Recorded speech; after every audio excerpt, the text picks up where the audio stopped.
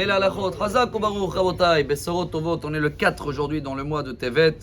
Et chaque semaine, quand on arrive à cet exemple incroyable, dur même à l'expliquer, on est obligé de se rappeler, si la Torah nous raconte ce message-là, que quand Yaakov, je parle de la rencontre avec Pharaon et Yaakov, et quand il voit Yaakov à l'âge de 130 ans, avec un visage, selon le Nachmanite, très très âgé, qui était très rare en Égypte de voir déjà quelqu'un qui a un visage comme ça.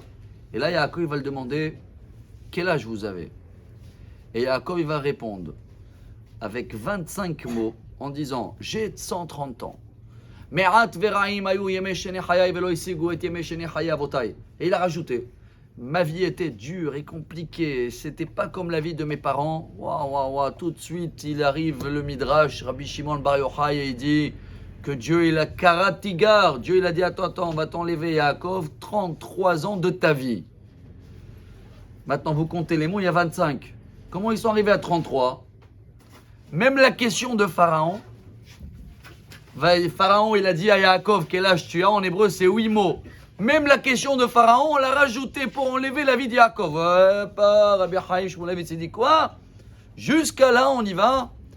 Une des réponses, c'est que déjà le visage de Yaakov qu'il avait devant Pharaon, ça a déclenché la question.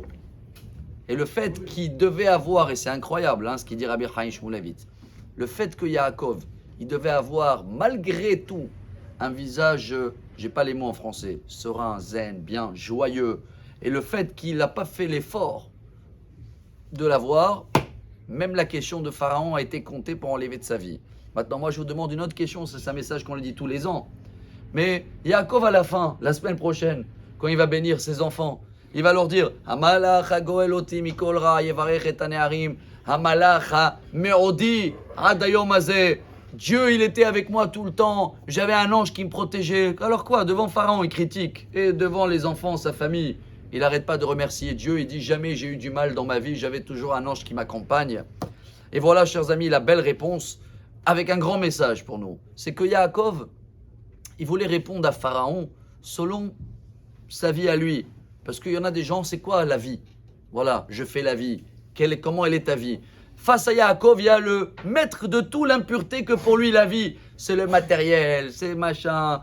Alors Yaakov, il dit, par rapport à toi, ta vie, non, moi j'ai pas une vie comme toi. Tu as une vie. Moi j'ai une vie, j'ai eu des problèmes, j'ai eu des galères. Yaakov, c'est Lavan et Dina, etc. Mais quand c'est avec ses enfants, il lui dit, mais Baruch Hashem, Dieu il était avec moi tout le temps. Eh bien, chers amis, je termine en beauté que Dieu il a dit à Yaakov pendant qu'il a dit cette phrase. Allô, je t'ai redonné Yosef, je t'ai sauvé de Lavan, je t'ai sauvé d'Esav. Et tu te plains. Alors si la Torah nous raconte tout ça, voilà le message qui revient. Chaque année, dans la même semaine, chers amis, c'est quoi?